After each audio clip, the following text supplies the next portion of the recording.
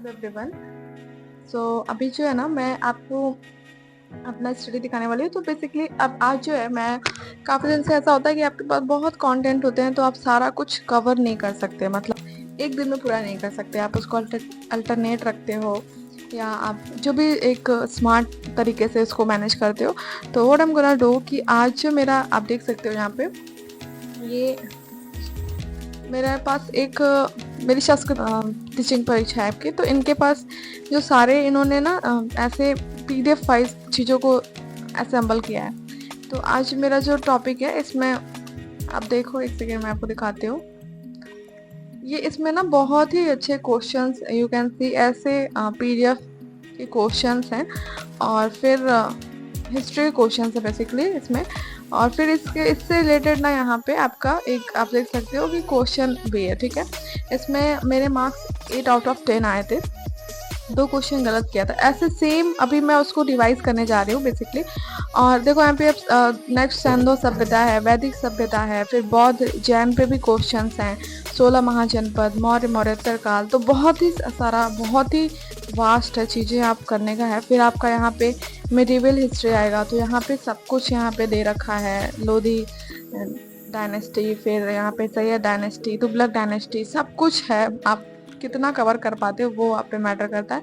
फिर यहाँ पे हमारा मॉडर्न इंडिया का पूरा हिस्ट्री है, नॉट ओनली हिस्ट्री, ठीक है, हिस्ट्री ही नहीं है सिर्फ, आप देख सकते हो जियोग्राफी भी है, पॉलिटी भी है, इंडियन इकोनॉमी है, साइंस है, साइंस मतलब सब कुछ। एक जो क्वेश्चंस होते हैं ना 40 मार्क्स के, उसमें जितना कुछ कवर करता है उसकी पीडीएफ है। तो what I am gonna do, मैंने इसमें से बहुत कुछ किया है, बट मैं आज मैं रिवाइज करना चाहती हूँ स्टार्टिंग से। मैं अब जो चीज़ें पुरानी की हूँ, एक मैं सीरीज़ में एक अच्छे से शेड्यूल करके चीज़ों को लिख के। तो आज मेरा जो हिस्ट्री का टर्न है, मैं फर्स्ट पीडीएफ में जितना पॉसिबल होगा 1 घंटे का सेशन रखती हूँ, जितना पॉसिबल होगा उतना मैं इसको कंप्लीट करके, और फिर नेक्स्ट जो भी मुझे पढ़ाई करनी होगी उस सब्जेक्ट पे मैं शिफ्ट करूँगी। तो आप ये सब बने रहो, वीडियो में देखते हैं। फिर इसके बाद मैंने ना एक नोट्स बना ली थी 1 लाइनर की, आप देख सकते हो। क्योंकि क्या होगा ना, जब आपका एग्ज़ाम आपके पास होगा तो आपके लिए इजी होगा कि आप अपने नोट्स से पढ़ लो। फिर उस टाइम पे पीडीएफ इतना फॉलो करना, आई डोंट थिंक कि वो सही भी होगा। तो इसलिए एक नोट्स बना ली है, और जो ईजिली एग्ज़ाम के पहले मैं ऐसे रिवाइज़ कर लूँ और चीज़ें भी रिमाइंड हो जाए मुझे पढ़ा हुआ, तो इसलिए वो बनाया।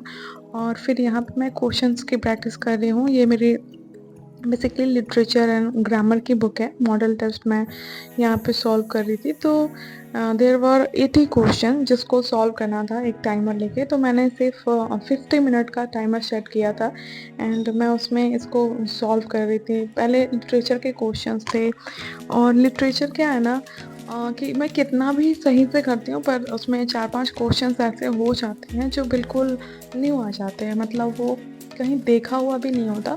तो इसलिए मुझे बहुत ऐसा टेंशन हो जाती है कि यार ये अभी कितना डीपली पढ़ना है। बट फिर जब उसका डिस्कशन हुआ ग्रुप में, तो सर ने बोला कि मैं जानबूझ के कुछ क्वेश्चंस न्यू डालता हूँ, जिससे आप लोग को उसके थ्रू पता चल जाए कि हाँ आपने सही कर रहे हो, या एक तो क्वेश्चन नए होने चाहिए, तभी उसका मेन समझ में आता है कि हाँ मैंने एक सेट आपके लिए दिया है, फॉर्मेट बनाया है, तो वो इसलिए आप कर पाओ।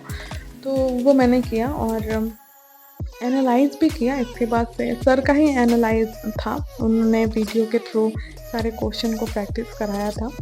तो अभी बेसिक यही है कि आप कितना क्वेश्चंस को फॉलो कर पाते हो। मतलब आपसे अगर पॉसिबल होता है तो आप पेंसिल उठाओ, और बुक पे ऐसे पेन से मार्क करने से बेटर है कि आप पेंसिल यूज़ करो, फिर उसको इरेज करके और वापस से रीयूज़ करो। फिर यहाँ पे मैं अपने, उसके बाद मैंने लिटरेचर, बेसिकली ये मेरे लिटरेचर की नोट्स हैं जिसको मैं रिवाइज़ करती हूँ ऐसे। क्योंकि क्या होता है ना, कितना भी आप पढ़ लो, जो आपका हैंड रिटन नोट्स है वही आपके काम आता है। तो वो मुझे काफ़ी सफिशिएंट लगता है कि हाँ, मतलब मुझे कहीं भी लैग होता है तो मैं डेली बेस पे मेरा एक रूल है कि मैं लिटरेचर के लिए अपना नोट्स, कितना भी बिजी शेड्यूल हो, कितना भी टाइम कम पड़ता हो, लेकिन मैं एक बार नोट्स को उठा के और पढ़ती ही हूँ। अभी मैं ऐसे राइटर वाइज बेसिकली मैं फॉलो कर रही हूँ कि अगर एक दिन का मैं एक राइटर उठा रही हूँ, तो उनसे रिलेटेड जितने क्वेश्चंस हैं, जितने प्रैक्टिस कर पा रही हूँ, वो काफ़ी अच्छा एक ट्रिक है कि आप उतने क्वेश्चंस प्रैक्टिस कर लो उनसे, तो वो आपको फिर प्रॉब्लम नहीं करेगी एग्ज़ाम में।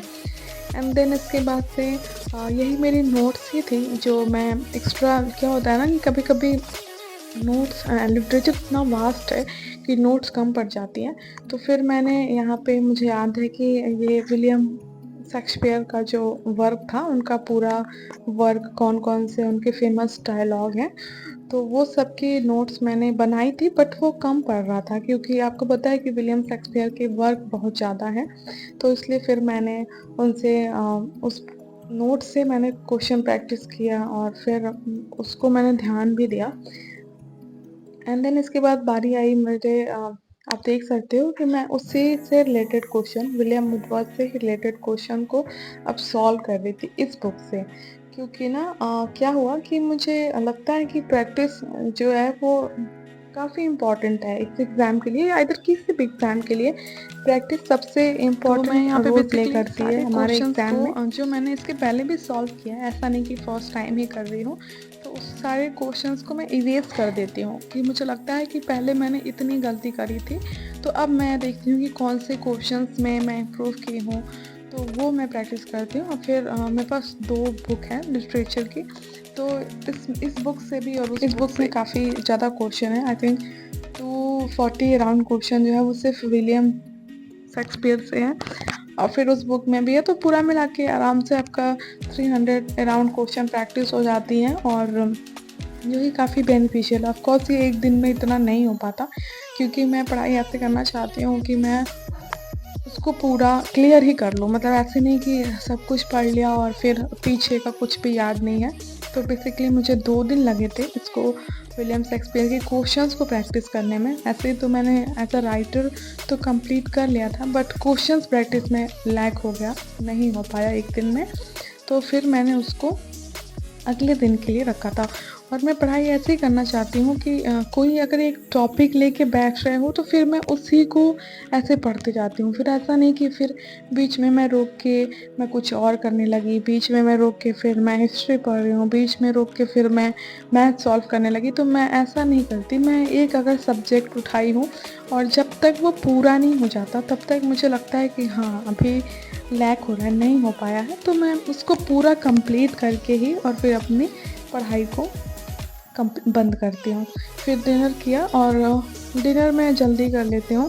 डिनर करने के बाद मुझे थोड़ा-सा वॉक चाहिए होता है, जस्ट कि आपको फिर बैठना होता है, तो वो बहुत ही ऐसा थकाऊ लगता है। मतलब मैं सच बताऊँ तो मुझे ना नींद आने लगती है अगर डिनर करके और फिर मैं पढ़ाई करने बैठूँ, तो बहुत ही ऐसा लेथार्जिक सा फ़ील होता है, तो इसलिए मैं अवॉइड करती हूँ। थोड़ा वॉक कर लेती हूँ, थोड़ा म्यूज़िक सुन लेती हूँ, तो अच्छा लगता है। और वेदर बहुत प्यारा था, बहुत अच्छा मौसम था, हवाएँ बहुत प्यारी चल रही थी, तो ऊपर जाके छत पे मुझे थोड़ा-सा अच्छा लगता है, तो वो मेरा डेली का रूटीन है जो मैं फ़ॉलो मेरी जो करती हूँ। लिटरेचर है उसके ना बाद मैं बेसिकली नीचे आने के बाद उनकी क्लास लगी थी सर की, जो मैं लाइव करती हूँ। कोई भी इमरजेंसी हो, अगर कभी-कभी ऐसा होता है कि कुछ रीज़न होते हैं जब मैं लाइव नहीं देख पाती, मैं तुरंत उसको जब भी फ्री होती हूँ, तो उसको देख के मैं कंप्लीट करती हूँ। तो वो मेरी लिटरेचर की क्लास थी, जो लगी हुई थी ऑनलाइन में, और मैं उसको अभी देख रही थी।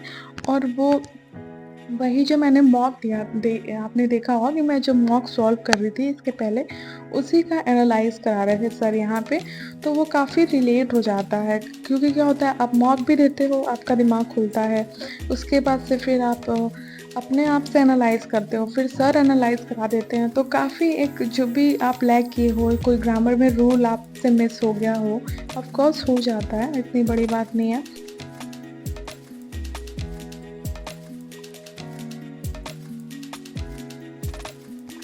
फिर उसके बाद मेरी जो वोकैब मैं फ़ॉलो करती हूँ, डेली मैं एक आर्टिकल पढ़ती हूँ, तो उसके जो वोकैब होते हैं ना, उसको मैं रिवाइज़ करे बिना सोती नहीं हूँ। मतलब मैं थोड़ा-सा ब्रेक ली थी यहाँ पे, मोबाइल वगैरह यूज़ करा था, उसके बाद मैं फिर इसको करके रात में सो जाती हूँ।